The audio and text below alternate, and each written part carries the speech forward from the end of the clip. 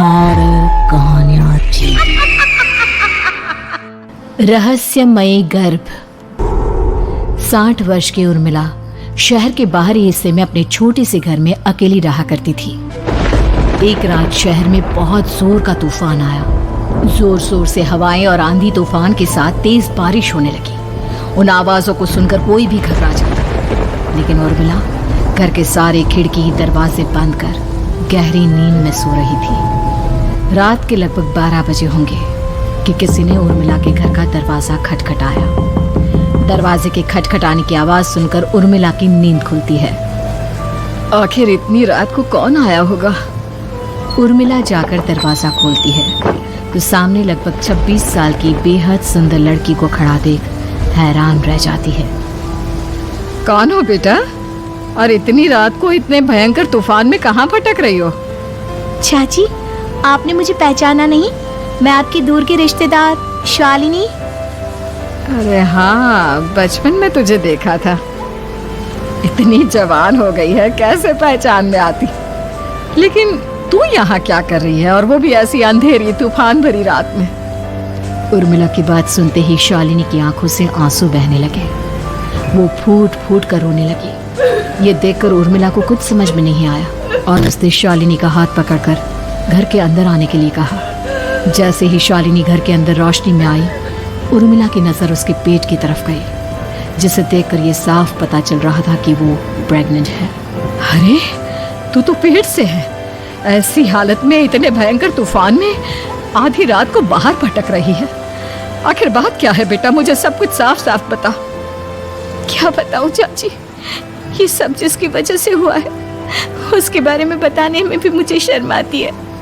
मैंने घर वालों की मर्जी के खिलाफ जाकर एक लड़के से शादी कर ली थी, पर वो शादी के 1 महीने बाद ही मुझे छोड़कर चला गया। छोड़कर चला गया का क्या मतलब? क्या उसके साथ कोई हादसा हो गया? नहीं, उसी की खबर सुनते ही उसने मुझे बेसहारा छोड़ दिया। उसके बाद मैं अपने घर गई, लेकिन माँ पापा ने मुझे घर में कदम तक नहीं रखने दिया। तभी मुझे आपकी याद आई। कोई बात नहीं, कोई बात नहीं, तुमने यहाँ आकर अच्छा ही किया। एक काम करो, तुम आराम करो। वैसे भी ऐसी हालत में इतना घूमना फिरना और इस तरह आधी रात को बाहर भटकना ठीक नहीं होता। प्रेग्नेंट औरत को आधी रात को घर से बाहर नहीं निकलना चाहिए। बुरी आत्माएं उस पर अपना असर दिखा सकती है। और इतना कहकर उर्मिला ने शालिनी को एक दूसरे कमरे में जाकर आराम करने के लिए कहा। लेकिन जैसे ही शालिनी अपने कमरे में जाने लगी, अचानक से उर्मिला ने उसे रोक लिया। एक बात बताओ बेटा, तुम्हारा कौन सा महीना चल रहा है? पेट देखकर तो लगता है कि लगभग 6 महीने पूरे हो गए होंगे। उर्मिला की बात सुनकर शालिनी के होठों पर मुस्कुराहट आ गई। चाची जी, अभी सिर्फ 1 ही महीना हुआ है। शालिनी की बात सुन उर्मिला दंग रह गई। उसे समझ में नहीं आ रहा था कि प्रेगनेंसी के पहले ही महीने में शालिनी की हालत ऐसी क्यों थी। लेकिन फिर उसने बात को नजरअंदाज कर शालिनी को आराम करने के लिए कहा और खुद भी कमरे में जाकर सो गई। अभी कुछ ही घंटे बीते थे कि अचानक से एक बच्चे के बड़े ही अजीबोगरीब बेढंगे तरीके से रोने की आवाजें उर्मिला के घर में गूंजने लगी। उन आवाजों को सुनकर उर्मिला की नींद फिर से खुलती है। ये अचानक बच्चे के रोने की आवाज कहां से आने लगी? उसने उठकर चारों तरफ देखा, पर वहां उसे कोई नजर नहीं आया। उर्मिला घबराते हुए शालिनी के कमरे में गई तो वहां उसे कमरे की दीवार पर एक बेहद खौफनाक साया नजर आया, जिसे देखकर उर्मिला बुरी तरह से घबरा गई। आखिर ये सब क्या हो रहा है? शालिनी, शालिनी उठो! उसने जोर जोर से आवाज देकर शालिनी को जगाने की कोशिश की, लेकिन ऐसा लग रहा था जैसे उसकी आवाज शालिनी तक पहुंच ही नहीं रही थी। कमरे की दीवार पर एक बहुत बड़ा और बेहद डरावने दिखने वाले इंसान का साया और एक बच्चे के अजीबोगरीब ढंग से रोने और चीखने की आवाजें अब उर्मिला को ज्यादा डराने लगी थी। उर्मिला को शालिनी की चिंता सताने लगी और उसने पूरी ताकत के साथ चीखकर शालिनी को आवाज लगाई, शालिनी! तभी अचानक सब कुछ एकदम पहले जैसा हो जाता है और उर्मिला की आवाज सुनकर शालिनी की नींद खुलती है। क्या हुआ चाची, आप इतनी तेज क्यों चिल्ला रही हैं? अब ठीक तो है ना? अभी अभी मैंने तुम्हारे कमरे में कुछ अजीब सा देखा। तुम ठीक हो ना शालिनी? मुझे यहाँ एक बच्चे के रोने की आवाजें आ रही थी। लगता है आपको मेरी कुछ ज्यादा ही चिंता हो गई है। आपने मेरी प्रेगनेंसी के बारे में कुछ ज्यादा ही सोच लिया होगा। मैं एकदम ठीक हूँ, आप आराम से सो जाइए। इतना कहकर शालिनी ने उर्मिला को फिर से अपने कमरे में जाने के लिए कहा और खुद भी जाकर सो गई। पर अब उर्मिला की आंखों से नींद गायब हो चुकी थी। अगली सुबह जब शालिनी उठी तो वो सीधा उर्मिला के पास आई। गुड मॉर्निंग चाची। तभी अचानक उर्मिला की नजर शालिनी के पेट पर पड़ती है, जिस पर नीले रंग से एक अजीब सी आकृति नजर आ रही थी। शालिनी, ये तुम्हारे पेट को क्या हुआ? मैंने इतनी औरतों को देखा है, ऐसा तो किसी के साथ नहीं होता। शालिनी ने जैसे ही अपने पेट की तरफ देखा तो उसे वहां कुछ भी नजर नहीं आया। चाची कुछ भी तो नहीं है, सब कुछ एकदम नॉर्मल है। आपको क्या अजीब लग रहा है? इससे पहले कि उर्मिला उसके सवाल का कोई जवाब देती, अचानक से शालिनी के पेट में जोर जोर से दर्द होने लगा। वो बुरी तरह दर्द से तड़पने लगी। चाची, चाची। ये सब देखकर उर्मिला बहुत घबरा गई। उसने धीरे धीरे शालिनी के पेट को सहलाना शुरू किया, लेकिन शालिनी का दर्द कम नहीं हुआ। उर्मिला जाकर रसोई से पानी का गिलास लेकर आई और शालिनी को पानी पिलाने की कोशिश करने लगी। ले बेटा, पानी पी ले, तुझे आराम मिलेगा। ले ले। नहीं चाची, मुझे बहुत तेज दर्द हो रहा है। अरे थोड़ा पी ले बेटा। जैसे ही उर्मिला ने शालिनी को पानी पिलाया, उसने देखा कि गिलास में बचा पानी का रंग नीला पड़ गया और शालिनी की आंखें अजीब हो गई। उसके पेट पर बच्चे का एक डरावना चेहरा नजर आने लगा। ये सब देखकर उर्मिला की डर से हालत खराब होने लगी, पर तभी शालिनी का दर्द ठीक हो गया। बेटी, अभी तुम्हारा दर्द ठीक है तो ऐसा करो, तुम थोड़ी देर आराम कर लो। शालिनी को आराम करने के लिए कहकर उर्मिला तेज कदमों से चलकर घर से बाहर निकल जाती है और पास ही रहने वाली एक औरत कालिंदी के पास पहुंचती है। अरे उर्मिला बहन, बड़े दिनों बाद दिखाई दी, क्या हुआ? बहुत घबराई हुई सी लग रही हो, सब ठीक तो है ना? क्या बताओ कालिंदी बहन, मेरी एक दूर की रिश्तेदार आई हुई है। वो पेट से है और उसके साथ ना अजीब अजीब चीजें हो रही है। अब उर्मिला सारी बात कालिंदी को बताती है, जिसे सुनने के बाद काले जादू और तंत्र विद्या की माहिर कालिंदी एक ताबीज बनाकर उसे देती है। बहन, मुझे शालिनी पर किसी बुरी आत्मा का साया लगता है। ये ताबीज ले जाओ, आज रात को 12 बजे उसे पहना देना, फिर सब ठीक हो जाएगा। उर्मिला ताबीज लेकर घर वापस आती है और अब आधी रात के होने का इंतजार करने लगती है। जैसे ही आधी रात होती है, वो नींद में सोई शालिनी को ताबीज पहना शांति से अपने कमरे में आकर अपने पलंग पर लेट जाती है। अब सब ठीक हो जाएगा, ये सोचकर उर्मिला शांति की एक सांस ही लेती है कि तभी अचानक उसकी आंखों के सामने कुछ ऐसा आता है जिसे देखकर उर्मिला डर से चीखने लगती है। तुम कौन हो? कौन हो तुम? जाओ यहाँ से, जाओ जाओ यहाँ से। तभी उर्मिला की एक जोरदार दर्द भरी डरावनी चीख वहां पर गूंज गई। उर्मिला की आंखों के सामने एक बच्चा खड़ा हुआ था, जिसका पूरा शरीर किसी बूढ़े की तरह नजर आता था, लेकिन मुंह किसी नवजात बच्चे की तरह था। उसकी आंखें गुस्से से लाल थी और वो घूर घूर कर उर्मिला की तरफ देखा जा रहा था। कौन हो तुम? कौन हो? उर्मिला के चीखते ही वो बच्चा जोर जोर से रोने लगा। घबरा कर उर्मिला ने अपने हाथों को अपने कानों पर रख लिया। उसकी समझ में नहीं आ रहा है कि आखिर ये सब उसके साथ क्या हो रहा है। कौन हो तुम? कौन हो? क्या चाहते हो मुझसे? जाओ जाओ यहाँ से, आखिर तुम हो कौन? तभी अचानक से उर्मिला के पूरे घर में लाल रंग की रोशनी फैल गई। वो बच्चा धीरे धीरे कदमों से चलता हुआ उर्मिला की तरफ बढ़ने लगा। किसी नवजात पैदा हुए बच्चे के जैसे उसके रोने की आवाज अब उर्मिला के कानों में गूंज रही थी, लेकिन कुछ ही सेकंड में वो चुप हो गया और उसने बेहद खतरनाक आवाज में उर्मिला के सवाल का जवाब दिया। मैं वो हूँ जो अब तक पैदा नहीं हुआ, लेकिन जब मैं पैदा हो जाऊंगा तो वो होगा जो अब तक कभी नहीं हुआ। ये क्या कहना चाहते हो तुम?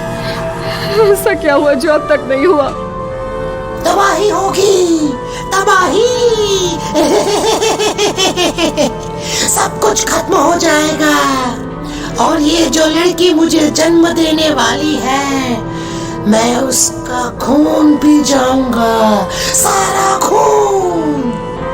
उस बच्चे की बात सुनते ही उर्मिला बुरी तरह घबरा गई। उसका एक बुजुर्ग आदमी जैसा शरीर, एक नवजात बच्चे जैसा चेहरा, ये दोनों ही बातें उर्मिला की समझ से बाहर थी। तभी वो बच्चा अचानक गायब हो गया। घर का माहौल फिर से पहले जैसा हो गया। लाल रंग की रोशनी भी अब गायब हो चुकी थी। उर्मिला दौड़कर शालिनी के कमरे में पहुंची, जहां वो गहरी नींद में सोई हुई थी, पर उसके गले का ताबीज गायब हो चुका था। उठो, उठो शालिनी, उठो बेटा, मुझे तुमसे जरूरी बात करनी है। अरे चाची क्या हुआ? इतनी रात को आप परेशान क्यों कर रही हैं? सब ठीक है ना? अभी जब तुम सो रही थी ना, तो मैंने तुम्हारे गले में एक ताबीज पहनाया था। कहाँ गया बेटा, बताओ मुझे। शालिनी ने चारों तरफ अपनी नजरें घुमाकर देखा, लेकिन वहां पर कोई ताबीज नहीं था। वह हैरानी से उर्मिला के चेहरे की तरफ देखने लगी। उसे समझ में नहीं आ रहा था कि आखिर उर्मिला किस ताबीज के बारे में बात कर रही थी। नहीं चाची, यहाँ कोई ताबीज नहीं है। लगता है आपने कोई बुरा सपना देखा है। मैंने कोई बुरा सपना नहीं देखा। खैर छोड़ो, तुम अब सो जाओ, कल सुबह बात करते हैं। डर और घबराहट की वजह से उर्मिला की आंखों से नींद तो जैसे बिल्कुल गायब हो गई थी। अगली सुबह उर्मिला बिना कोई देर किए गांव के बाहर एक छोटी सी झोपड़ी में रहने वाले बूढ़े पंडित के पास पहुंची। पंडित जी, मेरी मदद कीजिए। अरे आओ आओ उर्मिला, क्या हुआ? सब ठीक तो है ना? क्या बताओ पंडित जी, बहुत बड़ी मुसीबत है। मेरी दूर की एक रिश्तेदार लड़की पेट से है और उसके साथ बहुत डरावनी चीजें हो रही है। कल रात को तो एक अजीब सा दिखने वाला बच्चा मेरी आंखों के सामने आकर खड़ा हो गया था। ये तुम क्या कह रही हो? मुझे साफ साफ बताओ कि आखिर तुमने क्या देखा? उर्मिला ने अपने साथ हुई बीती रात की पूरी घटना पंडित जी को बताई, जिसे सुन पंडित जी के माथे पर चिंता की लकीरें उभर आई। अनर्थ होने वाला है, अनर्थ। बरसों पहले भी उस हैवान ने एक लड़की के पेट से जन्म लिया था और उसके बाद उस शहर को पूरी तरह से तबाह कर दिया। कैसी विपदा पंडित जी, कैसे बात कर रहे हैं आप? बताइए मुझे, और इसका उपाय क्या है? इसका उपाय तो है, लेकिन बहुत कठिन है। हो सकता है कि उस उपाय को करने के दौरान तुम्हारी जान भी चली जाए। मुझे मेरी जान की कोई परवाह नहीं, पर आप जिस तबाही के बारे में बात कर रहे हैं, बस वो नहीं होनी चाहिए। लाखों लोगों की जान बचाने के लिए मैं कुछ भी करूंगी। तो ठीक है, मेरी बात ध्यान से सुनो। बरसों पहले एक भयानक तांत्रिक ने अपनी तंत्र क्रिया के जरिए एक मासूम लड़की के साथ रिश्ता बनाकर उसके पेट से जन्म लिया था। इस तरह से वो अपने जैसे लोगों की संख्या इस दुनिया में बढ़ाना चाहता था। आपके कहने का मतलब है कि शालिनी के पेट से भी उस शैतान को जन्म लेना है, इसलिए उसने उसके साथ ये सब किया है। ठीक पहचाना तुमने। अब मैं तुम्हें एक ऐसा सिंदूर दूंगा जिसे तुम्हें ले जाकर उस लड़की के पेट पर लगाना होगा। क्या ऐसा करने से सब कुछ ठीक हो जाएगा? नहीं उर्मिला, ये सब इतना आसान नहीं। उस लड़की के पेट पर सिंदूर लगाने के बाद तुम्हें उसका पेट काटकर उस हैवान को बाहर निकालना होगा। नहीं पंडित जी, मैं ये सब नहीं कर सकती। मैं भला एक जिंदा लड़की के पेट को अपने हाथों से कैसे काट सकती हूँ? अगर तुमने ऐसा नहीं किया तो कुछ ही दिनों में वो हैवान उस लड़की के शरीर से जन्म लेगा और उसके शरीर के सारे खून को पीकर अपनी ताकत को बढ़ाएगा। उसके बाद वो धीरे धीरे इस पूरे शहर को तबाह कर देगा। यहाँ पर कोई जिंदा नहीं बचेगा। लेकिन अगर मैं उसके पेट को काट दूंगी तो क्या वो जिंदा बच पाएगी? अगर शालिनी को कुछ हो गया तो, अगर उसकी मृत्यु हो गई तो? ऐसा कुछ नहीं होगा उर्मिला, तुम्हें अपने मन को पक्का करके ये काम करना ही होगा। सिंदूर लेने के बाद उर्मिला झोपड़ी से बाहर निकलने ही वाली थी कि तभी पंडित जी ने उसे पीछे से आवाज देकर रोका। उर्मिला, उस लड़की का पेट काटकर हैवान को बाहर निकालना ही काफी नहीं होगा। तुम्हें ध्यान रखना होगा कि ये सब करते हुए उस बच्चे का जो आधा बूढ़े का शरीर है उस पर सिंदूर की एक बूंद भी ना लगने पाए, क्योंकि अगर ऐसा हुआ तो वो तुम्हें और बाकी सबको कच्चा खा जाएगा।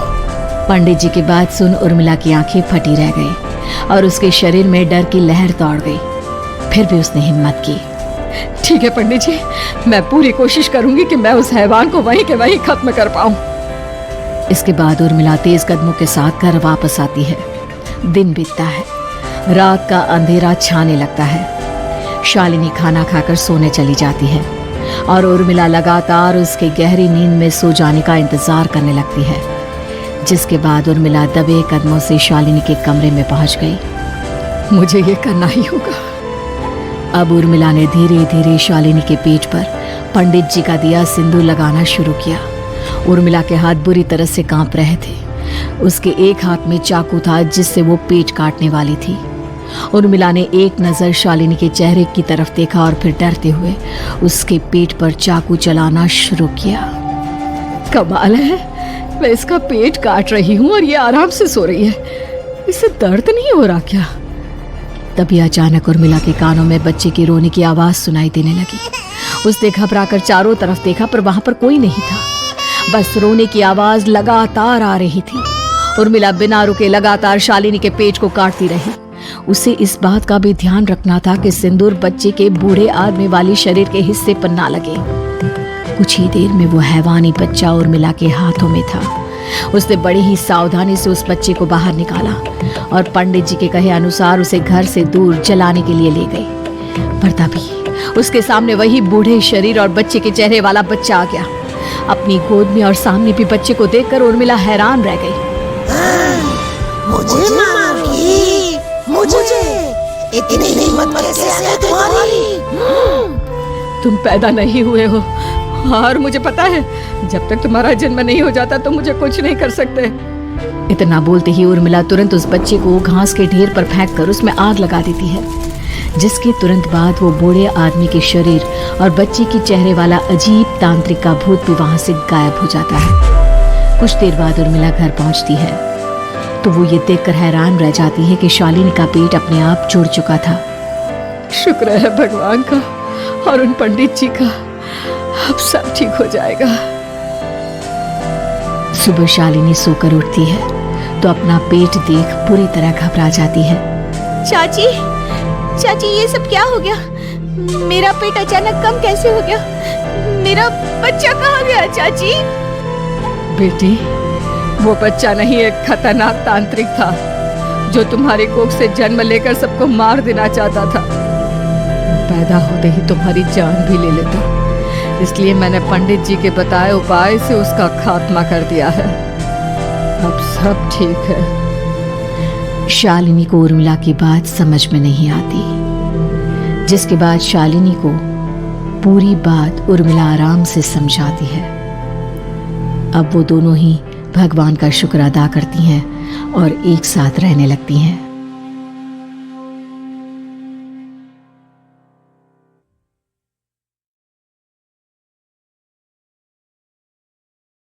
कोई दूसरी लड़की पसंद आ गई और मेरी